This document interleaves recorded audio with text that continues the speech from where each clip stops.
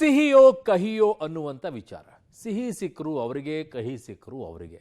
ರಾಜ್ಯದ ಜನತೆಗೆ ನಮಗೇನ್ರಿ ಆಗಬೇಕಾಗಿದೆ? ಯಾಕೆ ಈ ಸುದ್ದಿಗಳನ್ನು ಹೇಳಬೇಕು ಅಂತಂದ್ರೆ, ರಾಜ್ಯದಲ್ಲಿ ಸರ್ಕಾರ ನಡೆಸ್ತಾ ಇರುವಂಥವರು ಪೂರ್ಣ ಬಹುಮತದಲ್ಲಿ ಬಂದರೂ ಕೂಡ ಹೇಗೆ ನಡೀತಾ ಇದೆ ಸರ್ಕಾರ ಅನ್ನುವಂಥದ್ದು ನಿಮಗೆ ಅರ್ಥ ಆಗಲಿ ಅಂತ ಇದನ್ನ ಪದೇ ಪದೇ ನಿಮ್ಮ ಮುಂದೆ ಇಡ್ತಾ ಇದ್ದೀವಿ. ಈಗ ಸಿದ್ದರಾಮಯ್ಯನವರು ಇದ್ರೇನು, ಡಿ ಕೆ ಶಿವಕುಮಾರ್ ಅವರು ಇದ್ರೇನು? ಡಿ ಕೆ ಶಿವಕುಮಾರ್ ಬಂದ ತಕ್ಷಣ ರಾಜ್ಯ ಹೇಗೆ ಬದಲಾವಣೆ ಆಗತ್ತೆ? ಸಿದ್ದರಾಮಯ್ಯನವರು ಮುಂದುವರೆದ್ರೆ ಹೇಗಾಗತ್ತೆ? ಸ್ವಲ್ಪ ಕೆಲಸಗಳು ಜಾಸ್ತಿ ಆಗ್ಬೋದೇನೋ. ಇವ್ರು ಬಂದಾಗ ಇನ್ನು ಹೇಗಾಗುತ್ತೆ? ಇವೆಲ್ಲ ಚರ್ಚೆಗಳು ಬರುತ್ತೆ ಅಲ್ವಾ? ಅದೆಲ್ಲ ಒಂದು ಕಡೆಗೆ ಇಡೋಣ. ಬಟ್ ಈಗ ಸದ್ಯಕ್ಕೆ ಇಬ್ಬರೂ ಕೂಡ ನಾವು ದುಡ್ದಿದ್ದೀವಿ, ನಮಗೆ ಪ್ರತಿಫಲ ಬೇಕು ಅಂತ ಕೇಳ್ತಾ ಇದ್ದಾರೆ. ಆ ನಿಟ್ಟಿನಲ್ಲಿ ನೋಡೋದಾದರೆ ಡಿ ಕೆ ಶಿವಕುಮಾರ್ ಅವರು ನಾನು ದುಡ್ದಿದ್ದಕ್ಕೆ ನನಗೆ ಫಲ ಕೊಡಿ ಅಂತ ಕೇಳ್ತಾ ಇದ್ದಾರೆ. ಆದರೆ ಹೈಕಮಾಂಡ್ ಅವ್ರು ಮಾತ್ರ ದುಡ್ದವ್ರು ದುಡಿತಾ ಇರ್ರಿ, ನಾವು ಕೊಡೋರಿಗೆ ಕೊಡ್ತಾ ಇರ್ತೀವಿ ಅನ್ನೋ ಹಂತಕ್ಕೆ ಹೋಗಿ ತಲುಪ್ದಂಗೆ ಕಾಣಿಸ್ತಾ ಇದೆ. ಯಾಕೆ ಅಂತಂದ್ರೆ ಪಟ್ಟು ಹಿಡ್ಕೊಂಡು ಕೂತಿದ್ದಾರೆ ಡಿ ಕೆ ಶಿವಕುಮಾರ್ ಅವರು. ದೆಹಲಿಗೆ ಹೋಗಿ ಈಗ ನನಗೆ ಕೊಟ್ಟ ಮಾತಿನಂತೆ ನಡ್ಕೊಳ್ಳಿ ಅಂತ ಹೇಳಿ, ತಾಳ್ಮೆ ಅನ್ನುವಂಥದ್ದು, ಸಿದ್ದರಾಮಯ್ಯನವರು ಕೊಟ್ಟ ಮಾತಿನಂತೆ ನಡ್ಕೊಳ್ತಾರೆ ಅನ್ನುವಂಥ ವಿಶ್ವಾಸ ಇದೆ ಅಂತ ಅವರ ಸಹೋದರ ಡಿ ಕೆ ಸುರೇಶ್ ಅವರು ಮಾತನಾಡ್ತಾರೆ. ಸೊ ಹಾಗಾಗಿ ಕಾಂಗ್ರೆಸ್ ವಲಯದಲ್ಲಿ ಈಗ ಬಹುದೊಡ್ಡ ಚರ್ಚೆ ಆಗ್ತಾ ಇರುವಂಥದ್ದು ಕುರ್ಚಿಯ ವಿಚಾರವೇ. ಅದನ್ನ ಬಿಟ್ಟರು ಇನ್ಯಾವುದು ಕೂಡ ಇಲ್ಲ. ನಾನು ಈ 5 ವರ್ಷದಲ್ಲಿ ಏನು ಅನುಭವಿಸಿದೆ ಅನ್ನೋದು ಬೇಕು, ನಾನು ಈ ರಾಜ್ಯದಕ್ಕೆ ಏನು ಕೊಟ್ಟೆ ಅನ್ನುವಂಥದ್ದು ಯಾರಿಗೂ ಬೇಕಾಗಿಲ್ಲ. ನನ್ನ ಕೊಡುಗೆ ಏನು ಅಂತಂದ್ರೆ ಗ್ಯಾರಂಟಿ. ಅದನ್ನ ಬಿಟ್ರೆ ಇನ್ನೆಲ್ಲವೂ ಕೂಡ ಶೂನ್ಯ ಅನ್ನುವಂಥ ಹಂತಕ್ಕೆ ಬಂದು ತಲುಪ್ದಂಗೆ ಕಾಣಿಸ್ತಾ ಇದೆ. ಹಾಗಿದ್ದಾಗ ಇವತ್ತಾಗಿರುವಂಥ ಬೆಳವಣಿಗೆ ಇಲ್ಲಿದೆ ನೋಡಿ. ಕ್ಲೈಮ್ಯಾಕ್ಸ್ ಹಂತದಲ್ಲಿ ಕಾಂಗ್ರೆಸ್ ಪವರ್ ವಾರ್. ಸೋನಿಯಾ ನಿವಾಸದ ಕದ ತಟ್ಟಿದ ಡಿಸಿಎಂ ಡಿಕೆಶಿ. ಗಾಂಧಿ ಕುಟುಂಬ ನಿಷ್ಠ ಕಾರ್ಡ್ ಪ್ಲೇ ಮಾಡಿದ್ರ? ಅಂದು ಕೊಟ್ಟ ಮಾತು ಸೋನಿಯಾಗೆ ಧರ್ಮ ಸಂಕಟನ?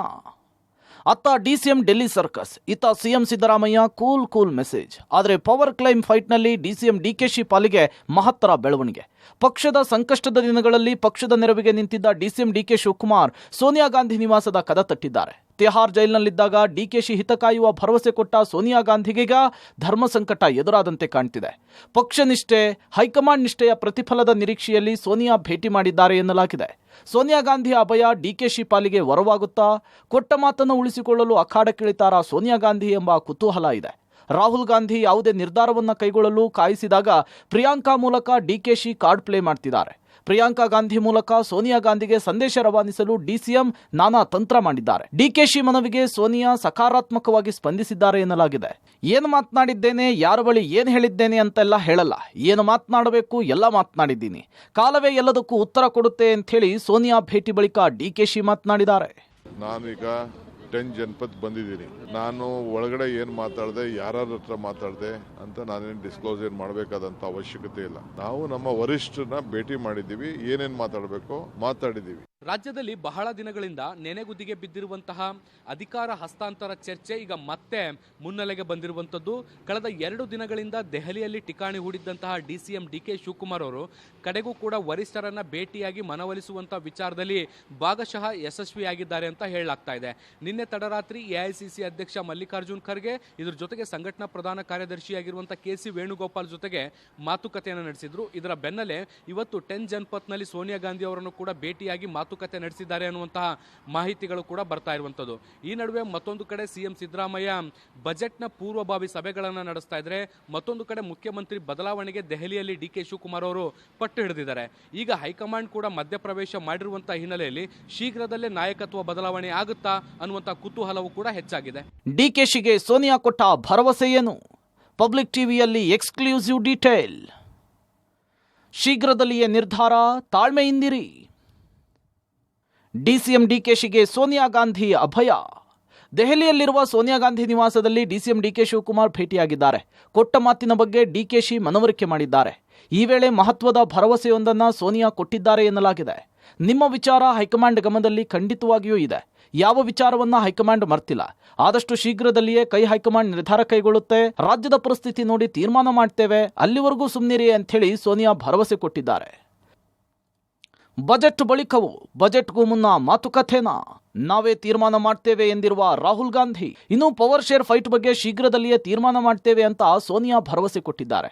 ಇತ್ತ ರಾಹುಲ್ ಗಾಂಧಿ ಬಜೆಟ್ ಬಳಿಕನಾ ಬಜೆಟ್ಗೂ ಮುನ್ನ ಮಾತುಕತೆ ನಡೆಸಬೇಕಾ ಅನ್ನೋದ್ರ ಬಗ್ಗೆ ನಾವೇ ತೀರ್ಮಾನ ಮಾಡ್ತೀವಿ ಅಂತ ಹೇಳಿದ್ದಾರೆ. ಸೋನಿಯಾ ಗಾಂಧಿ ಭೇಟಿ ಸಂದರ್ಭದಲ್ಲಿ ಕೊಟ್ಟ ಮಾತನ್ನು ನೆನಪಿಸಿದ ಡಿಕೆಶಿಗೆ ರಾಹುಲ್ ಈ ಭರವಸೆಯನ್ನ ಕೊಟ್ಟಿದ್ದಾರೆ.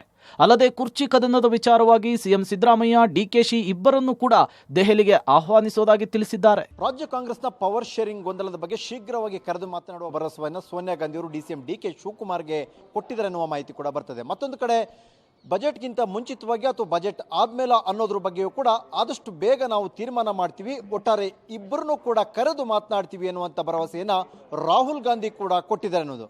ಒಟ್ಟಾರೆಯಾಗಿ ರಾಜ್ಯ ಕಾಂಗ್ರೆಸ್ನ ಗೊಂದಲಕ್ಕೆ ತೆರೆ ಎಳೆಯುವ ಲೆಕ್ಕಾಚಾರದಲ್ಲಿ ಹೈಕಮಾಂಡ್ ಒಂದು ತೀರ್ಮಾನಕ್ಕೆ ಬರುವಂತಹ ಲಕ್ಷಣಗಳಂತೂ ಕಾಣಿಸ್ತಾ ಇದೆ. ಯತೀಂದ್ರ ಹೇಳಿಕೆಗೆ ಡಿಸಿಎಂ ಡಿಕೆ ತಿರುಗೇಟು. ಯತೀಂದ್ರ ನಮ್ಮ ಹೈಕಮಾಂಡ್ ಅಲ್ವಾ?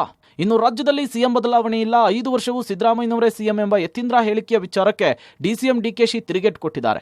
ಯತೀಂದ್ರ ನಮ್ಮ ಹೈಕಮಾಂಡ್ ಅಲ್ವಾ ಅಂತ ಹೇಳುವ ಮೂಲಕ ಟಾಂಗ್ ಕೊಟ್ಟಿದ್ದಾರೆ. ಜೊತೆಗೆ ಶಾಸಕರ ವಿದೇಶ ಪ್ರವಾಸ ನನಗೆ ಗೊತ್ತಿಲ್ಲ, ಯಾರು ಈ ಬಗ್ಗೆ ನನ್ನ ಜೊತೆಗೆ ಚರ್ಚೆ ನಡೆಸಿಲ್ಲ ಅಂತ ಕೂಡ ಹೇಳಿದ್ದಾರೆ. No change in leadership. He is our high command, no?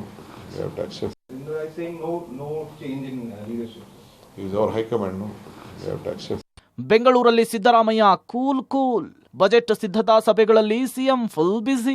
ಇನ್ನು ಬೆಂಗಳೂರಿನಲ್ಲಿಯೇ ಇರುವ ಸಿಎಂ ಸಿದ್ದರಾಮಯ್ಯ ಕೂಲ್ ಆಗಿದ್ದಾರೆ. ಅತ್ತ ಡಿಕೆಶಿ ಸೋನಿಯಾ ನಿವಾಸಕ್ಕೆ ತೆರಳುತ್ತಾ ಇದ್ದ ಸುದ್ದಿ ಬಿಸಿಯಾಗಿದ್ದಾಗಲೇ ಸಿಎಂ ಶಕ್ತಿ ಭವನಕ್ಕೆ ಕೂಲ್ ಆಗಿಯೇ ತೆರಳಿದ್ದಾರೆ. ಕಾರ್ನಲ್ಲಿ ಇಳಿತಾ ಇರುವಾಗ ಫೋನ್ನಲ್ಲಿ ಮಾತನಾಡುತ್ತಲೇ ಶಕ್ತಿ ಭವನದೊಳಗೆ ಹೋದ್ರು. ಅಲ್ಲದೆ ಇಲ್ಲಿ ತನಕ ಸಿಎಂ ಸಿದ್ದರಾಮಯ್ಯ 60ಕ್ಕೂ ಹೆಚ್ಚು ಬಜೆಟ್ ಸಿದ್ಧತಾ ಸಭೆಗಳನ್ನು ನಡೆಸಿದ್ದಾರೆ. ಅಷ್ಟೇ ಅಲ್ಲ, ಇವತ್ತು ಸಚಿವ ಸಂಪುಟ ಸಭೆಯಲ್ಲಿ ಬಜೆಟ್ ದಿನಾಂಕ ನಿಗದಿ ಪ್ರಸ್ತಾಪ ಮಾಡುವ ಸಾಧ್ಯತೆ ಇದೆ. ಮಾರ್ಚ್ 6 ಅಥವಾ ಮಾರ್ಚ್ 13ರಂದು ಬಜೆಟ್ ಮಂಡನೆಗೆ ಸಿಎಂ ಪ್ಲಾನ್ ಮಾಡಿಕೊಂಡಿದ್ದಾರೆ.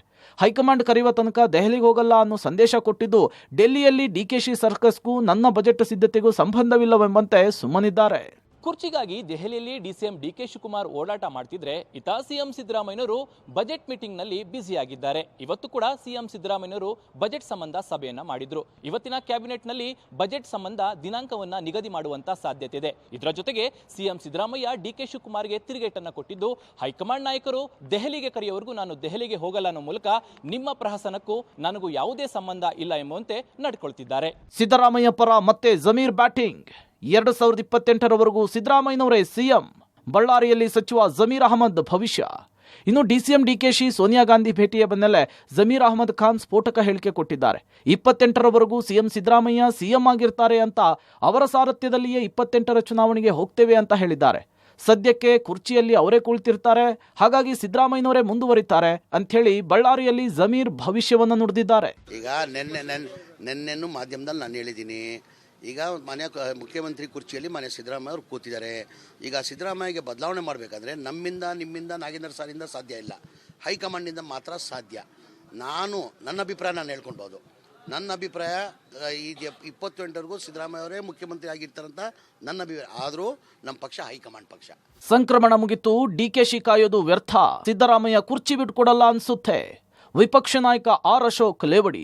ರಾಜ್ಯ ಕಾಂಗ್ರೆಸ್ನಲ್ಲಿ ಕುರ್ಚಿ ಕಚ್ಚಾಟದ ಬಗ್ಗೆ ವಿಪಕ್ಷ ನಾಯಕ ಆರ್ ಅಶೋಕ್ ಲೇವಡಿ ಆಡಿದ್ದಾರೆ. ಡಿಕೆ ಶಿವಕುಮಾರ್ ತುಂಬಾ ಲೇಟ್ ಆಗಿ ಎಚ್ಚರವಾಗಿದ್ದಾರೆ. ಸಂಕ್ರಮಣ ಮುಗಿತು, ಇನ್ನು ಮುಂದೆ ಡಿಕೆಶಿ ಕಾಯೋದು ವ್ಯರ್ಥ, ಏಕೆಂದ್ರೆ ಸಿದ್ದರಾಮಯ್ಯನವರು ಕುರ್ಚಿ ಬಿಟ್ಕೊಡಲ್ಲ ಅನ್ಸುತ್ತೆ ಅಂತ ಲೇವಡಿ ಆಡಿದ್ರು.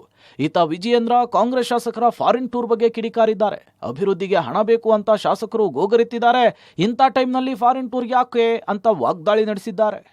ಅವರೇ ಕರ್ಕೊಂಡು ಹೋಗ್ತಾ ಇದ್ದಾರೆ. ಯಾರ ಪರವಾಗಿ? ಸಿದ್ದರಾಮಯ್ಯನ ಉಳ್ಸಕ, ಸಿದ್ದರಾಮಯ್ಯನ ಬೀಳ್ಸಕ, ಡಿ ಕೆ ಶಿವಕುಮಾರ್ನ ಏರ್ಸಕೋ ಬೀಳ್ಸಕೋ. ಈ ಫಾರಿನ್ ಟೂರ್ ರದ್ದಾಗಿ ಬಹಳ ಸಿದ್ದರಾಮಯ್ಯ 2 ಕಾಲು, ಡಿ ಕೆ 2 ಕಾಲು. ಒಂದು ಸಿದ್ದರಾಮಯ್ಯ, ಇನ್ನೊಂದು ಬೈರತಿ ಸುರೇಶ್ ಇಟ್ಕೊಂಡವ್ರೆ. ಹಿಂದ್ಗಡೆ D K Shivakumar, D K Suresh ಇಟ್ಕೊಂಡವ್ರೆ. 4 ಕಾಲು ಕರೆಕ್ಟಾಗಿ ಫಿಕ್ಸ್ ಔಟ್. ಅದ್ರ ಬಗ್ಗೆ ಏನಾನ ಸ್ಟಡಿ ಮಾಡಕ್ ಹೋಗ್ತಾ ಇದ್ದೀರಾ? ಅನುದಾನ ಭಾಗ್ಯ ಕೊಡದೆ ಹೋದ್ರೂ ಸಹ ಕಾಂಗ್ರೆಸ್ ಶಾಸಕರಿಗೆ ತನ್ನ ಕುರ್ಚಿಯನ್ನು ಉಳಿಸಿಕೊಳ್ಳುವಂತ ಸಲುವಾಗಿ ಮುಖ್ಯಮಂತ್ರಿಗಳು ವಿದೇಶ ಪ್ರವಾಸದ ಭಾಗ್ಯವನ್ನ ಕಲ್ಪಿಸೋದಕ್ಕೆ ಹೊರಟಿದ್ದಾರೆ. ಶಾಸಕರುಗಳು ಕಳೆದ 2.5 ವರ್ಷದಿಂದ ತಮ್ಮ ಅಳಲನ್ನ ತೋಡ್ಕೊಳ್ತಾ ಇದ್ದಾರೆ. ಆಡಳಿತ ಪಕ್ಷದ ಶಾಸಕರು ಸ್ವಾಮಿ ಮುಖ್ಯಮಂತ್ರಿಗಳ ಅನುದಾನ ಕೊಡಿ ಅಂತ ಕೇಳ್ತಾ ಇದ್ದಾರೆ ತಮ್ಮ ಕ್ಷೇತ್ರದ ಅಭಿವೃದ್ಧಿಗೆ. ಒಂದು ಗಂಗಾ ಕಲ್ಯಾಣ ಯೋಜನೆ ಇವರು ಯೋಗ್ಯತೆ ಕೊಡೋದಕ್ಕೆ ಸಾಧ್ಯ ಆಗ್ತಾ ಇಲ್ಲ, ಬಡವರಿಗೆ ಮನೆ ಕಟ್ಕೊಡೋದಕ್ಕೆ ಸಾಧ್ಯ ಆಗ್ತಾ ಇಲ್ಲ. ಇದೆಲ್ಲದರ ನಡುವೆ ಶಾಸಕರಿಗೆ ತನ್ನ ಕುರ್ಚಿಯನ್ನು ಉಳಿಸ್ಕೊಳ್ಳೋದಕ್ಕೆ ವಿದೇಶಿ ಪ್ರವಾಸದ ಭಾಗ್ಯವನ್ನ ಕಲ್ಪಿಸೋದಕ್ಕೆ ಇವತ್ತು ಮುಖ್ಯಮಂತ್ರಿಗಳು ಮುಂದಾಗಿದ್ದಾರೆ. ಒಟ್ನಲ್ಲಿ ನವೆಂಬರ್ ಕ್ರಾಂತಿಯಿಂದ ಆರಂಭವಾದ ಪವರ್ ಶೇರ್ ಕಚ್ಚಾಟ ಫೆಬ್ರವರಿ ಬಂದರೂ ಮುಗಿಯದೆ ಗೊಂದಲ ಮುಂದುವರೆದಿದೆ. ಕಾಂಗ್ರೆಸ್ ಹೈಕಮಾಂಡ್ ತೀರ್ಮಾನ ಯಾರಿಗೆ ವರ ಯಾರಿಗೆ ಶಾಪ ಎನ್ನೋ ಕುತೂಹಲ ಇದೆ. ಹಾಗಾಗಿ ಸಿಎಂ ಕೂಲ್ ಸಕ್ಸಸ್ ಆಗುತ್ತಾ, ಡಿಕೆಶಿ ಕಸರತ್ತು ಫಲ ಕೊಡುತ್ತಾ, ಕಾಲವೇ ಉತ್ತರಿಸಬೇಕಿದೆ. Political bureau, public TV.